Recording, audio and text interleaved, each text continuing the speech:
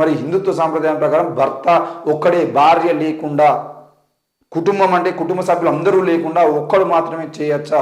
దీనికి మీరు సమాధానం చెప్పాల్సిన అవసరం ఉంది.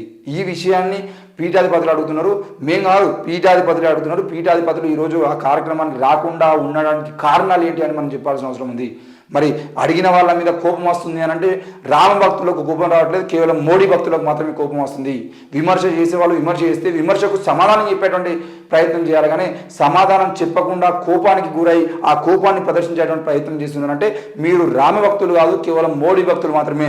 మీరు నిజంగా హిందువులు కాదు, కేవలం మీరు ఆ బీజేపీ కార్యకర్తలు లేదంటే ఆర్ఎస్ఎస్ వాదులు మాత్రమే అవుతారనే విషయాన్ని కూడా మేము మీ దృష్టికి తీసుకొచ్చడానికి ప్రయత్నం చేస్తున్నాం. దయచేసి ఈరోజు జరిగేటువంటి కార్యక్రమంలో మనం రామ మందిరం కోసం మీరు ప్రయత్నం చేసిరు, సుప్రీంకోర్టు తీర్పిచ్చింది. రామ మందిరాన్ని 2500 కాదు, అవసరమైతే 25,000 సంవత్సరాల పాటు చెక్కు జరగకుండా కట్టుకునేటువంటి హక్కు మనకుంది.